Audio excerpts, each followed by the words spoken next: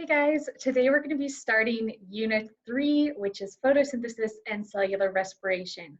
The first two lessons are going to be photosynthesis, the next three are going to be cellular respiration, and then we're done. So it's a super short unit, but the stuff in this unit is fairly difficult to memorize, so make sure that you're kind of reviewing it every night. So this first lesson is on photosynthetic pigments. I would say it's probably the easiest lesson that we're going to do in this unit. We're going to go over how light acts. We're going to talk about the difference between wavelength, frequency, and energy on the electromagnetic spectrum. Then we're going to talk about what photosynthesis looks like as a net process. Then we're going to talk about how electrons behave in both a normal atom and in photosynthetic pigments when they absorb photons of light. We're going to talk about what the different photosynthetic pigments are. We're going to talk about what chlorophyll A and the accessory pigments do.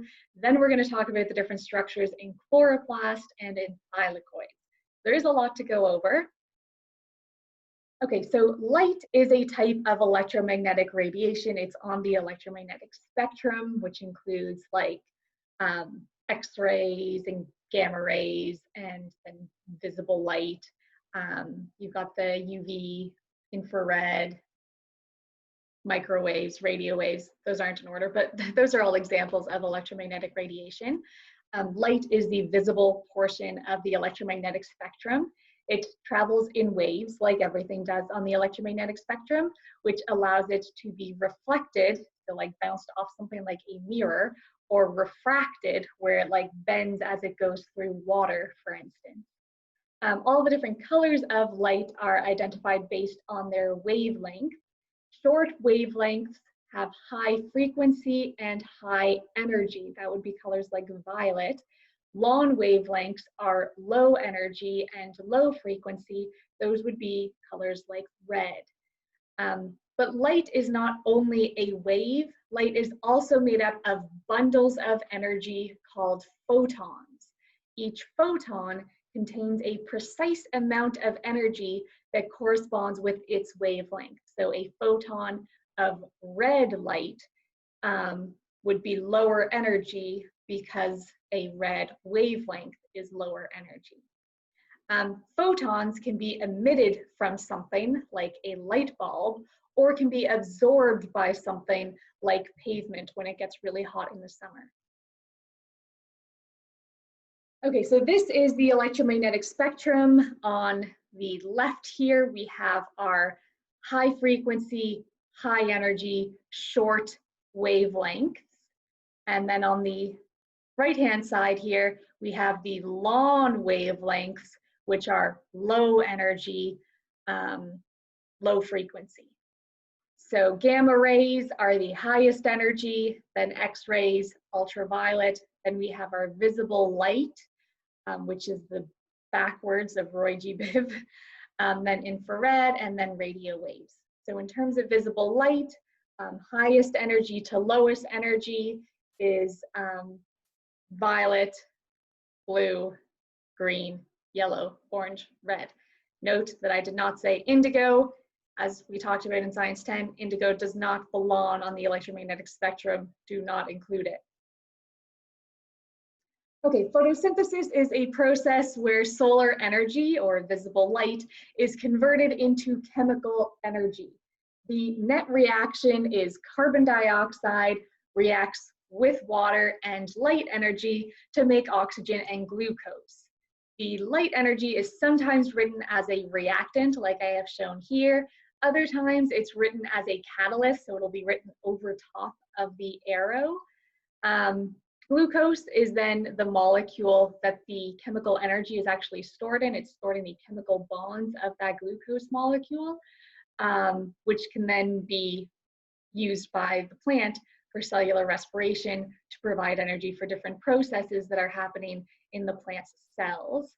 And that stored chemical energy can also be passed up the food chain to anything that like eats that plant. The oxygen is just a byproduct. It's not actually used by the plant. That's why it's just released out into the atmosphere.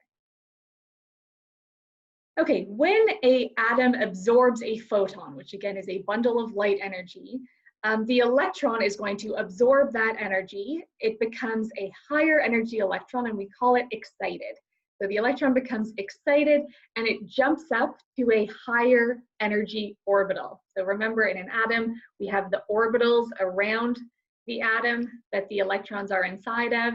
The closer to the atom, the lower the energy, the orbital. So if you have an electron at a low energy orbital, it'll absorb a photon, it'll jump up to the higher energy orbital as it becomes excited. And then normally the electron falls back down to the lower energy orbital, and while it does that, it releases that extra energy in the form of light. So you'll actually see some light released by the atom. This process is called fluorescence. The atom is fluorescing. But in photosynthesis, the photosynthetic pigments that absorb the photons do not fluoresce. They do not go through that normal process. Instead, their electrons become excited. They jump up to that higher energy orbital, but they don't fall back down. So they stay as high energy electrons. And then those high energy electrons are actually passed on to other molecules in this photosynthetic process. And we'll talk about all of that moving of the high energy electrons through different molecules in the next lesson. But yeah, it is really important to know that photosynthetic pigments do not fluoresce. Their electrons stay excited. Okay, so a photosynthetic pigment is just a molecule that absorbs light during photosynthesis. Different pigments absorb different energy light. So some of them will absorb like red and green, and some of them will absorb like blue and violet. So that's why they're called pigments, is because they're absorbing and therefore reflecting different colors, so they look like they're different colors. The light is not, any light that is not absorbed is reflected. So for instance, if a photosynthetic pigment is like absorbing, you know, green and yellow and orange and red, then it's not absorbing blue or violet. So blue and violet are reflected. It would look like a bluish purple color. The photosynthetic pigments include chlorophyll A, chlorophyll B, carotene, phycocyanin, and phycoerythrin. Okay, so chlorophyll is the one that you're probably most familiar with. It's a green colored photosynthetic pigment. It is the most common type of chlorophyll, a photosynthetic pigment. And there are two main types. There's chlorophyll A and chlorophyll B. Chlorophyll A absorbs mostly red and violet. It reflects blue-green, so that's why it looks greenish. And then chlorophyll B absorbs mostly red, orange, and blue. It reflects yellow and green. Again, is going to look greenish.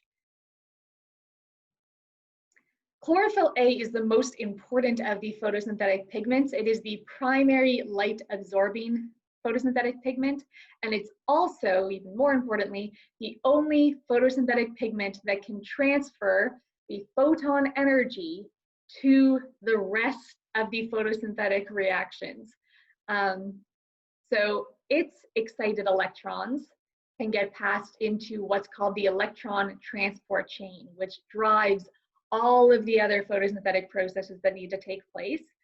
But the other photosynthetic pigments cannot do that. Their excited electrons cannot go from that photosynthetic pigment directly into the electron transport chain. Instead, their photosynthetic pigments, those photosynthetic pigments, when their electrons are excited, they have to pass those excited electrons to chlorophyll A, and then chlorophyll A can pass those excited electrons into the electron transport chain. So chlorophyll A is the only photosynthetic pigment that can pass excited electrons into the electron transport chain. And again, the electron transport chain is just something we're going to talk about tomorrow, but it drives the entire process of photosynthesis pretty much. Okay, the accessory pigments are all of the other photosynthetic pigments other than chlorophyll A. So it includes chlorophyll B, carotene, phycocyanin, and phycoerythrin.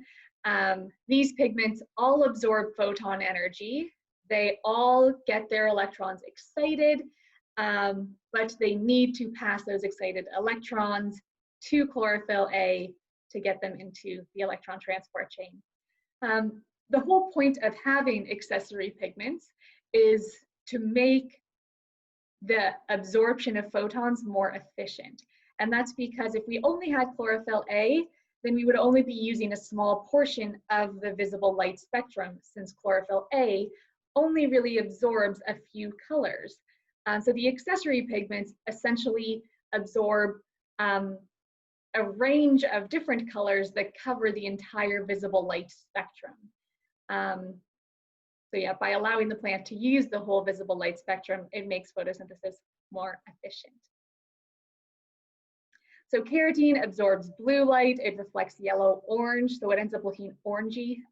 Carotene is like carrots, orange. Phycocyanin absorbs green and reflects blue. The word cyan is in here, which is like a light blue color. If you've ever like bought like printer ink or anything like that, usually the blue is called cyan. Phycoerythrin absorbs green and reflects red, so it would look red.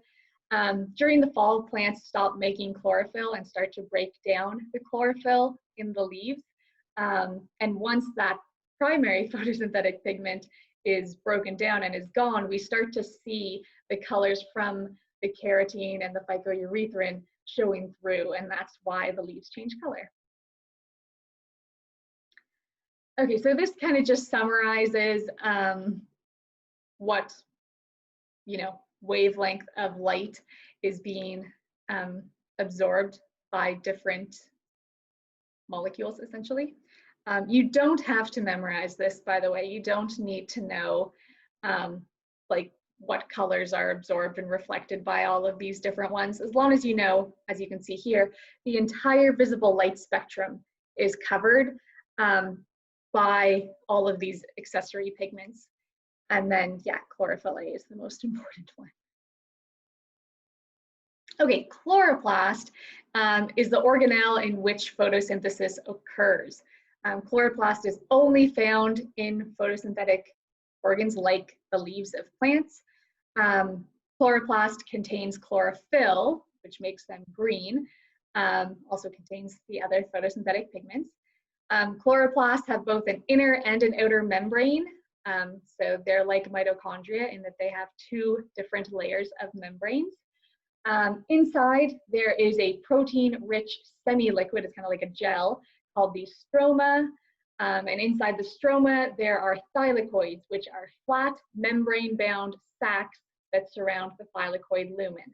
The thylakoids kind of look like pancakes, and you can have a stack of pancakes called the grana, and then the inside of the pancake that's all fluffy is the thylakoid lumen.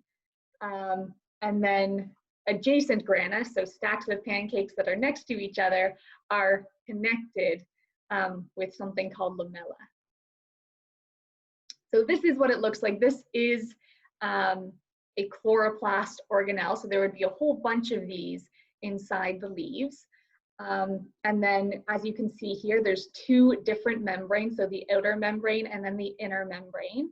And then the whole inside of this would be filled with that gel-like substance called the stroma.